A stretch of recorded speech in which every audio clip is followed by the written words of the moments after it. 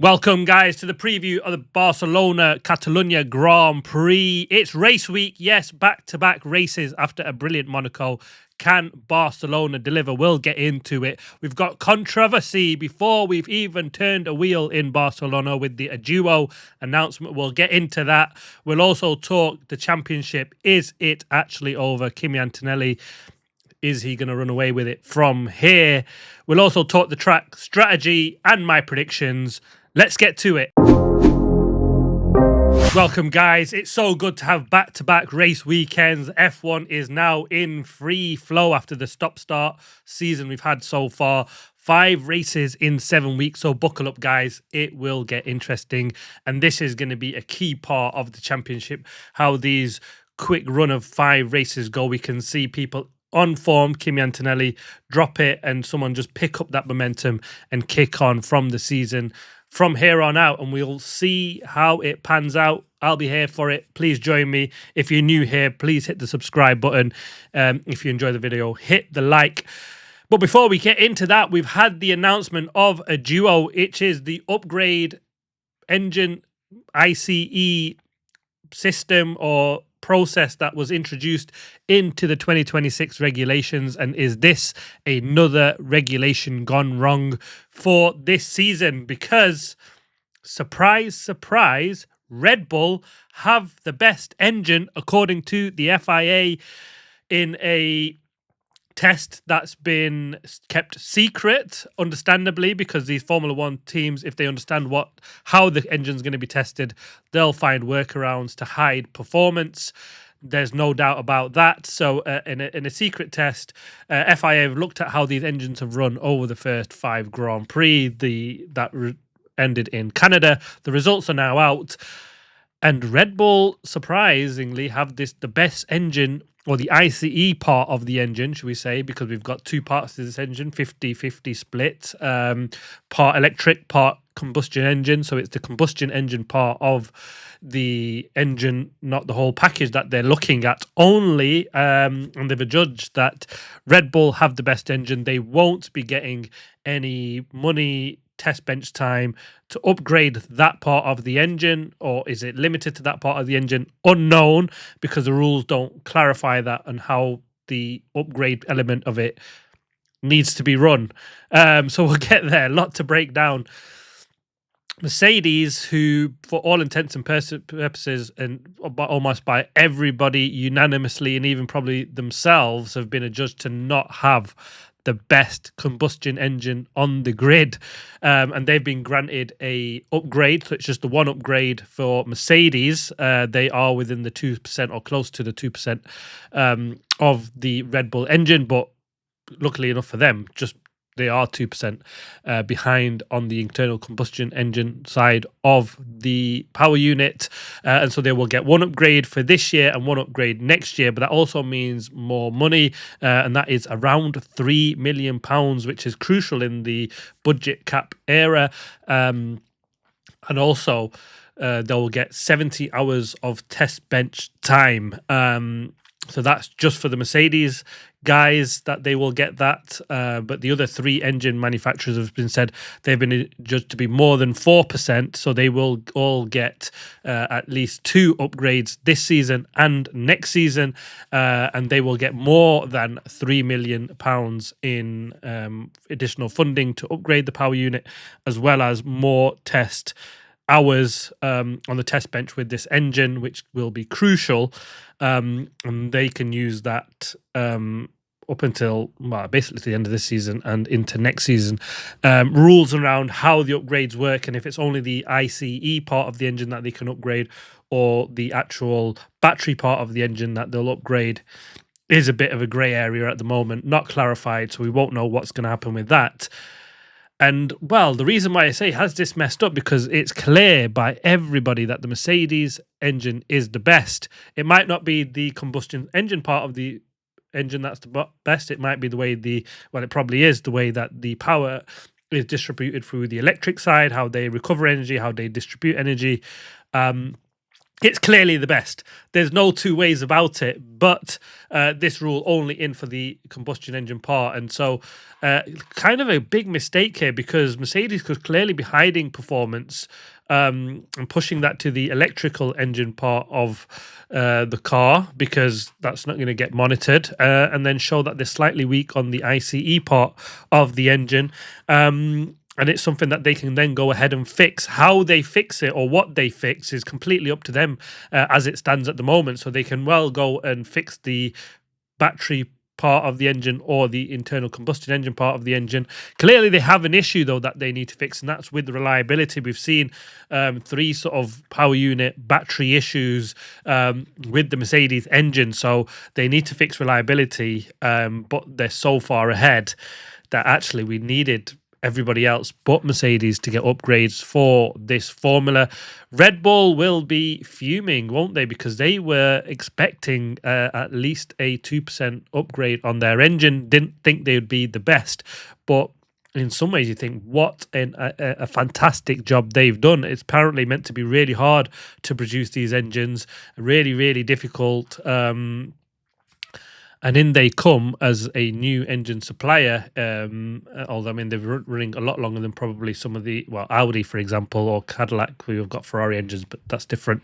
But they will have their own engines at some point. But apparently really, really difficult. And everybody expected, it was like climbing Everest to produce this engine for this year. And they've come in and FIA said, well, you've done such a brilliant job. You're the class of the field.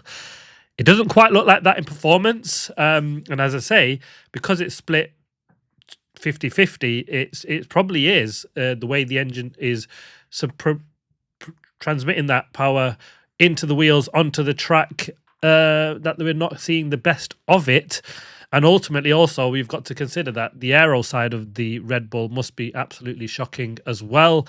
And that's one thing that this does highlight, is actually the aero side, and it's not just the power unit side of the car. It's something that Mercedes have absolutely mastered and got done really, really well. That Monaco proved it, because that is a pure aero track. You can be 30% down on power there and still perform well. So despite having to not rely on their engine, their car's shown that they're quick, and they can pull out performance but especially in the hands of Kimi Antonelli anyway, at will. So interesting to see how it will develop. Expect uproar and drama in the Barcelona paddock around that. There'll be a lot of teams unhappy. One of them will definitely be Red Bull. Some will be expecting more, but they've not gone into how bad some of the engines are. They've not said, because there's another bracket of 4 to 6% and 6 to 8% where you get more money and more test bench time and more upgrades per year. But in a fight with the FIA, they've said that don't release how bad we are, because it's going to affect our image in the real world. So tell us that we're going to get upgrades, but not how many, or don't tell the world how many. And that's kind of what the FIA have done. I think some legal issues have come up in that area. Strangely enough, though, you can't have it two ways, teams, because you've been kicking and screaming, we've got a really bad engine, but then we've got told, actually, you have got a really bad engine, but then they've sort of then said, don't tell everybody how bad it is. You can't have it both ways. So, like I said, watch out on that front. Let's get to the championship, because it's big talk now. Everybody is getting on the Kimi Antonelli bandwagon. He is the man for the championship. He's put himself in a strong position. My opinion is that he's got an awful long way to go. We're only race 6 out of 22 races now. So, an awful long time to go. We see Max Verstappen overall nearly 100 points. To the McLaren, lost out by 2 in the championship in the end, in a shorter time than the remaining races that we've got left on the calendar. Watch, some of maths has gone out. We had 16 races. He overhauled that in less time than the 16 races. So clearly championship is on. Kimi Antonelli has put himself in a strong position. These next 5 races for him are crucial. It was the European leg of the season last year where he really struggled. And that's something that, like we've seen with Oscar Piastri last season, it was the 4 or 5 races he struggled in the season before, and they came to bite him in the backside for his championship run. And so this is going to be really, really crucial. The next 5 races are massive for Kimi Antonelli. As he got out of the European leg, he started to pick up performance, and he did really, really well. Some strong performances towards the end of the season. So this is really big for Kimi Antonelli's championship. So watch out for how he gets on in these next 5. Will he be as strong? Has he put his demons behind him? Is this car really something that really just suits his driving style? So whatever circuit he ends up at now, he will perform. Time will tell. The question is there to be answered, though. And who will his championship rival be? Is it just solely down to George Russell to pull the finger out and get into this championship battle? Yes, but also no, because we've got Ferrari, who with Lewis Hamilton are sniffing now, aren't they? 66 points only behind Mercedes. And like I said, with all this ADUO stuff, we could see their upgrades come and propel them into a chance of a championship. Everybody's looking to last year where we've seen Red Bull hunt down McLaren. I think that's slightly different. Everyone's missing the boat a little bit on this one because McLaren actually down tools on development, looking for 26 towards the end of last season. Red Bull said, we're going to carry on. We're going for it, and we're trying to get Max our world championship. So no one's going to down tools this season. A lot of work to be done. A lot of upgrades and developments going to be carrying on through the year. So that's not going to be quite the same as what we saw last year with the Red Bull McLaren battle. But if we can get a Ferrari in the mix and then a sort of an odd chaotic race, then there's anything to play for. And the other big thing here is that we've seen 3 Mercedes engines go down. Already talk at McLaren that Lando Norris will have to take a penalty somewhere. So let's see what happens on that front. And if penalties and failures come into it, and we've seen, big swings. George Russell lost 50 points in 2 races. So 66 can disappear in no time in such a long championship. Next up is the track. Well, Barcelona is the F1 aerodynamicist exam, isn't it, for the F1 car? How good a job have they done? They test here so many times. They've tested already 6 months ago at the beginning of the season, or in pre-season in January.